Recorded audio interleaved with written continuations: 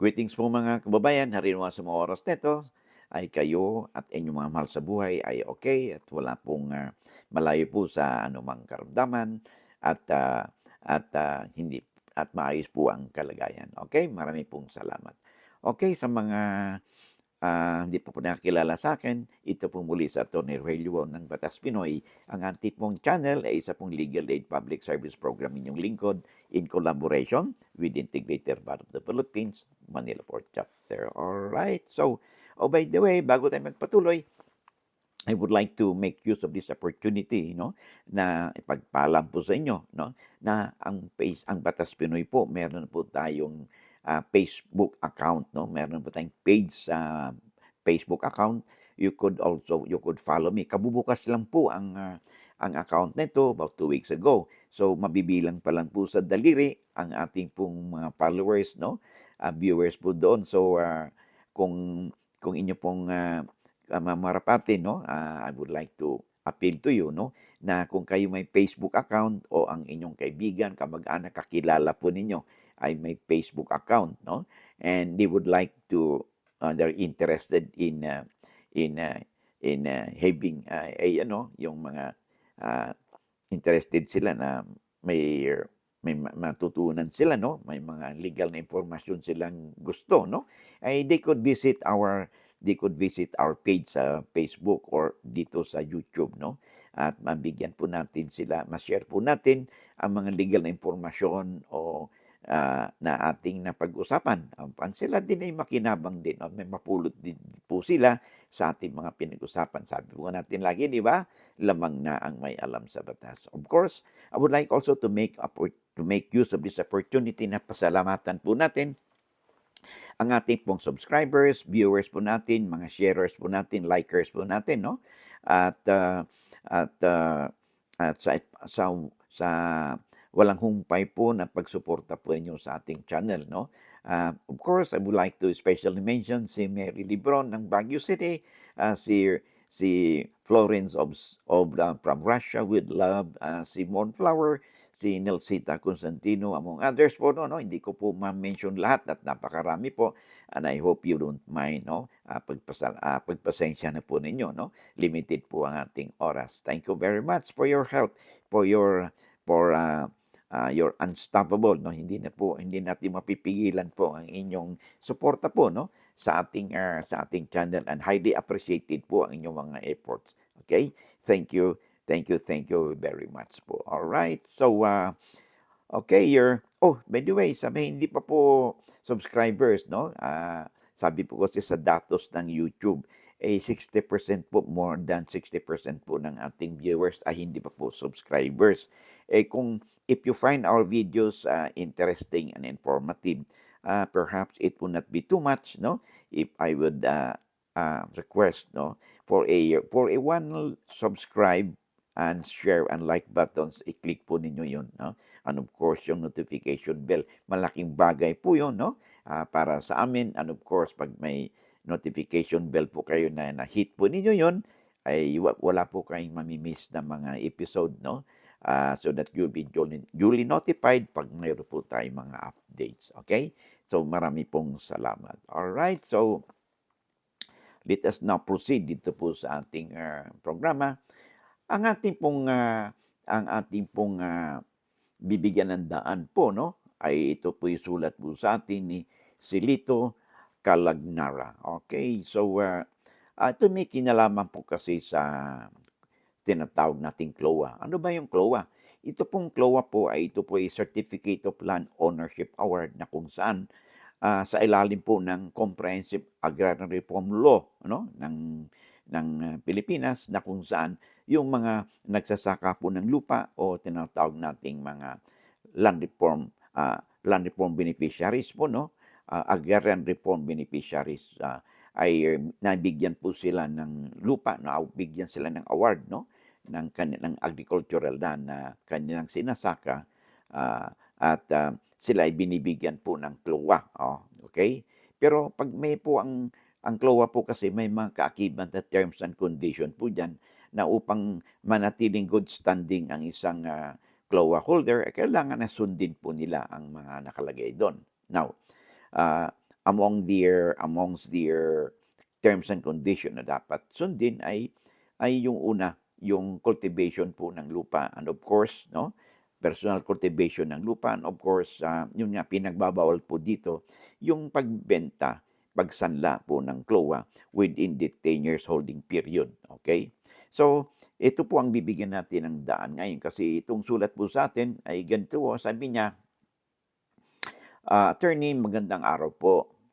Makansela po ba ang lupa na CLOA pa lang na isinanla po ng aking ama sa kanyang pamangkin sa loob ng 6 na buwan?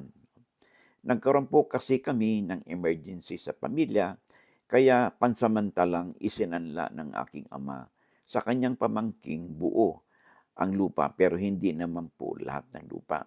Yung 0.6 hectares lang po. Tapos 1 hectare ang sinasaka ng papa ko.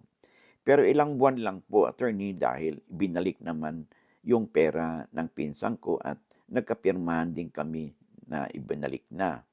Nag-alala po si Papa ngayon baka po pag pumunta sa amin yung mag-evaluate na nagsasabing lupa ay sasabing kansilahin yung lupa ang CLOA.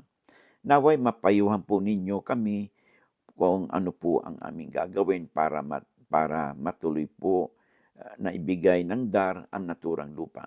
Salamat in advance. Alright. So una, tulad ng nabanggit natin kanina, no, ah, pinagbabawal po, no, sa mga CLOA holders ang pagbenta, pagsanla, no, o paglipat nito sa ibang tao, no, during the 10 years na holding period from the time of the issuance of the CLOA certificate and possession of that land. So dito po mag-start yung reckoning period ng 10 years. So well, maliwanag base sa kwento mo ay nagkaroon talaga ng tinatawag nating violation doon sa terms and condition na nasa ilalim ng batas po natin na kung saan pinagbabawal po ang anumang paglipat o encumbrance o pagsanla po nito, no?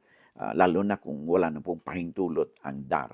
Now, pero sabi mo emergency at hindi naman lahat ang naisanla at saka it was only for 6 months, okay? Kung 6 months lang at naibalik naman, okay? So, hindi natin masasabi, no, kung this will be appreciated by the Department of Agrarian Reform, the concerned authorities, no, dito sa DAR. Pero kung wala namang magrereklamo ito'y pananaw ko lang, opinion ko lang ito. Kung wala naman magrereklamo doon sa naging sanlaan because 6 months lang, no? At considering na hindi naman nahirehistro ang inyong sanlaan, no? At sa tingin ko ito inukuwas naman yung nangyari. So sa tingin ko lang, no? Sa tingin ko lang ay hindi naman siguro ito magiging fatal na issue, no? Na nagkaroon nga ng sanlaan, no? Unless na lang kung merong magrereklamo po sa inyo. Pero since wala namang harm done, no? At it was maybe it was an excruciating circumstance. So maaring by humanitarian consideration baka hindi naman po kayo matutuluyan, no, na sanction po ng Department of Agrarian Reform, lalo na kung wala naman po nagrereklamo, okay? So, but nonetheless, no, maliwanag po na ang ginawang pagsanla ng inyong magulang kahit na sabihin natin itong emergency ay ano pa rin po yan, ay violation pa rin mo ng terms and condition po ng CLOA ninyo. And that is a ground for the cancellation of the CLOA. Okay? Lalo na ngayon, no? Sa ilalim po kasi ng ating pong batas po natin, no? Yung mga kailangan po talaga na lalo pa, no, pag bibili kayo, no, sa mga to general notice po ito, pagka bibili po ng agricultural land, kailangan po na mayroon kayong prior DAR clearance para hindi po kayo magkakaroon ng problema sa pagparehistro po ng lupa sa Register of Deeds, no? So in this particular case, halimbawa, kung ang property nito ay mabebenta, no?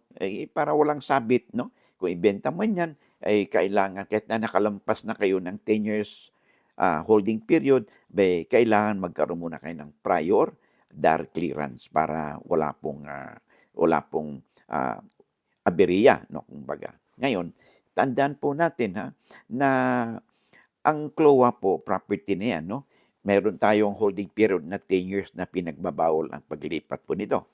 Pero, meron pong exception po diyan. Halimbawa, huwag naman ilapit yung CLOA holder o yung tinatawag nating, Agrarian Reform Beneficiary ay pumanaw, okay. Na, wala pang 10 years 'no. O halimbawa ka-i-issue lang ng CLOA, isang taon pa lang o 6 months pa lang ka-issue lang, okay. Pumanaw po yung holder nito, okay. So, puwede bang mailipat ito sa kanilang, mga heirs? Yes po, ito po yung exception 'no, to the rule na, hindi puwedeng ilipat ang pagmamay-ari ng, CLOA 'no, sa ibang tao. Maliban during the whole 10 years holding period, maliban na lang kung nagkaroon tayo ng tulad nito 'no, tinatawag nating intestate succession na kung saan ang isang CLOA holder ay pumanaw. In this particular case, that's the only time na puwede pong mailipat po sa ibang tao, which is ito 'no, mga heirs po ng namayapa 'no. Ang, nasabing property at ayon pa rin sa batas, ang mga heirs po 'no, ay hindi po exempted po sila na magbayad ng estate tax 'no, kasi ito po'y pinagkaloob po ng batas, okay. So, I hope nasagot po natin ang katanungan sa atin ni Silito Calagnara, okay. Maraming salamat. Okay, bago tayo magpatuloy 'no, sa kapapasok pa lang 'no, I would like to reiterate again this, announcement po natin. Ang Batas Pinoy po, meron na po tayong, Facebook, page 'no, doon sa Facebook. So, you could follow me, doon sa Facebook, and could you please help me 'no, spread the good news 'no, sa inyong kaibigan, kamag-anak, kakilala, o sa inyong kapitbahay na si Batas Pinoy po. Meron na po tayong account sa Facebook 'no.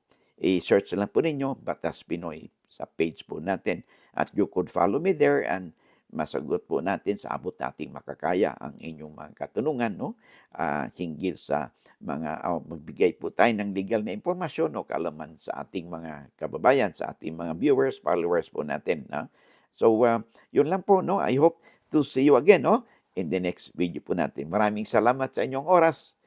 God bless.